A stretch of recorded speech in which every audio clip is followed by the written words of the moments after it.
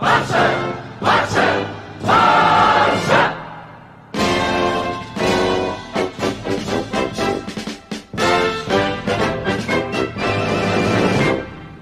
guys, welcome to Bloggers United. Welcome to another video. And Manchester City have beaten Brighton in order to win the Premier League title for the second year in a row.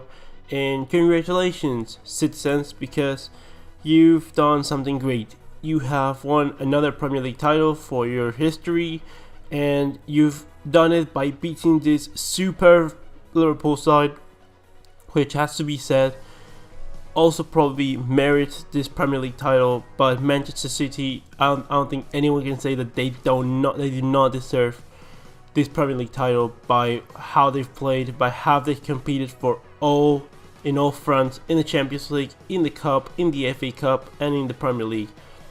And why is this?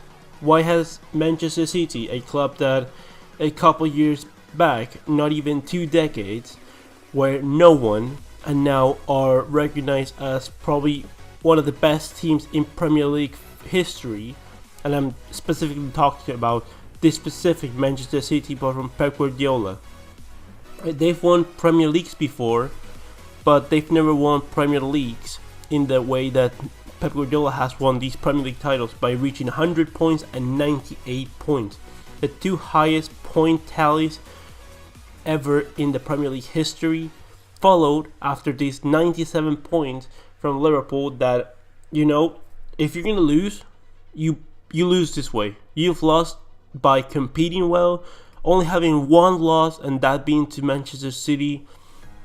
You've lost by competing well, by giving it your all, and I think all the fans can agree that you cannot say anything. You cannot be disgusted by Liverpool. It's just that probably you've been a little bit less lucky than Manchester City have, because when 2 teams are this good, it's when having just a little bit of luck manages to win you a Premier League title. Now, with that said, I think that Pep Guardiola is at the helm of this, and he is responsible for making Manchester City great, to be one of the greatest clubs in Premier League, well, not one of the greatest teams in Premier League history. And he's done it by putting the Cruyffism up and showing how it needs to be done. In comparison to Barcelona, that having been executing well the Cruyffism since Luis Enrique and in some other periods, Pep Guardiola has done it by trusting the youth, developing players. If a player if he sees that he suits his footballing needs, but he needs to convert him from position that it accordingly can eventually suit him, then he does. If Bernardo Silva is a winger, but he sees that he has a hard working and it can work in a midfield for him, then he converts Bernardo Silva into centre midfield. What do? We bring in Coutinho to be the Iniesta replacement, and if it doesn't work on its own, then we just chuck him in Dembele's position, because that's the only other position that the team will be okay with dropping. And not dropping Suarez, not dropping Rakitic, not dropping Busquets. So that's what we as Barcelona fans need to think, and need to be clear that this is the way to do things. And it's proven by Ajax also winning the Eredivisie, or nearly winning the Eredivisie. You have the likes of Manchester City, for the first time in their history, winning back-to-back Premier League titles. They are in the final of the FA Cup. They won the cup against Chelsea, and they've done it by competing against some of the best managers in world football, in Emery, Sarri, Pochettino, Jurgen Klopp, and also competing against a Manchester United side that spent a lot of money. Now, this is the difference between me saying that a team's won for the money that they spent, because a team never wins just because of the money that they spent. It's a combination of that and building a project. And we can see that in Manchester United, that they spent a lot of money, and yet they haven't made a proper project. Like, they're not even close, because their project it was just based on signing players that were gonna sell shirts. And when you do that, you get things like Real Madrid where you don't win anything. Whereas if there's another team that can compete with you money-wise, then you're in trouble, because if they're building a project and you're not, you're gonna fail so badly that it's not even going to be close. And Manchester United have finished 6th this season with God knows what the project's going to be, just like Real Madrid next coming summer. Props to Pep Guardiola again, to the players, to the staff. It's been fantastic. They've played some great football, and together with Liverpool, I've enjoyed watching them this season, competing this Premier League title. If I'm going to be honest, if there was no Pep Guardiola in Manchester City, I feel a little bit more sympathetic towards Liverpool. I like a lot Jurgen Klopp, and the project that they've built. It's a lot of fun to watch. I'm not saying that if what I mean by the Cruyffism is the best way to do things. I think it's the best way to do things, at least for Barcelona. But I agree that there's other styles of play that I actually love, and Jurgen Klopp's style is actually one of them. It's very unlucky. Like I said, they've competed for Champions League and for the Premier League title, and they've done it by being a really good side defensively and offensively, still being very, very good. They now have to focus on that Champions League final against Tottenham Hotspur on June 1st.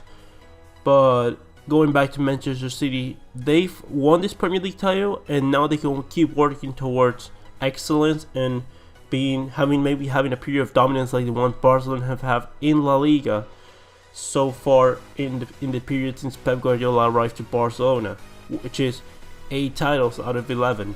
And if Pep Guardiola can stay there for a lot more years, if he can, like, the difference why Guardiola I think is going to stay a lot of years in Manchester City is if the club give him enough trust and complete control of everything that's going on in the football club.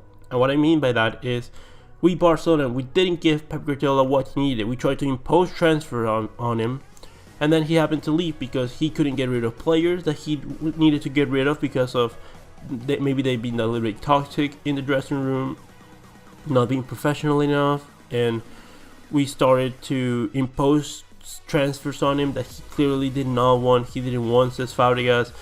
At one point, I think he tried to get imposed. We tried to tell him that we were gonna sign in Neymar, and he didn't want Neymar. And he's done with this project what he wanted. He's done a little bit of weird things that I don't know if that's what he wanted to do. Like maybe the signing of Mahrez, in my opinion, that was a weird signing. I don't know what's going on there, but the likes of Sané, he's developed Raheem Sterling a lot. Before Pep Guardiola was there to what he's now, he's developed so much. He's now an elite footballer.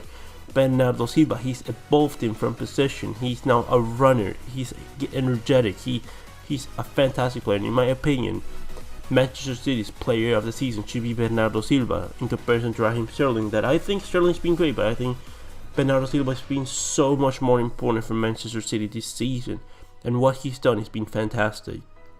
Not saying that Raheem Sterling doesn't deserve it, because there's been a lot of good performance this season, and this is without their best player in Kevin De Bruyne, who's been injured for most parts of the season. That, when fit, in my opinion, is the best centre midfielder in the world. They've had fantastic performances from Aymeric Laporte. Ederson has been great. I think that Aguero has been good also this season. You've had, well, in my opinion, you have to change. You have to get another left back. You have to get David Silva and Fernandinho, well, out, because they have to transition out because they're just not as good as I think everyone seems to believe that they are. They need a defensive-minded midfielder. I think Phil Foden is ready to step up in that David Silva role and just have Bernardo Silva and Kevin De Bruyne and maybe another midfielder as the first team midfielders, and then Phil Foden to transition into the team, just like I want Alenya Enrique Puig to get transitioned into Barcelona's midfield. Maybe a better right back than Kyle Walker. I think there's a lot better options at right back that you could get.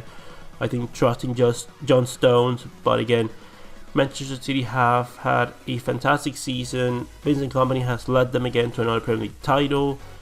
This is gonna go into history, and that's why the Cruyffism works. It works to win things, to dominate. Pep Guardiola has won you know what's better than winning 8 of the 11 titles that Barcelona have won? It's winning 8 out of 10 titles that Manchester City have won. And again, like I said, if Manchester City are allowed to do things, and in general the Premier League clubs can keep going with whatever philosophy they need, but knowing that the most important thing is the project, and the project is developed by the manager, and the manager is the most important thing in the club, then they will be successful and they will completely overtake La Liga if they haven't already. So with that said, leave me your comments in the comment section below. What do you think about the game? Do you think that there's what improvement you think Manchester City need to do for next season? What are your opinions on Liverpool, on this Premier League race? Is it the best of all time? In my opinion, it is. Are Manchester City the best team in the world? Leave me your comments in the comment section below. Like and subscribe, and I'll see you on the next one, Blaugranas.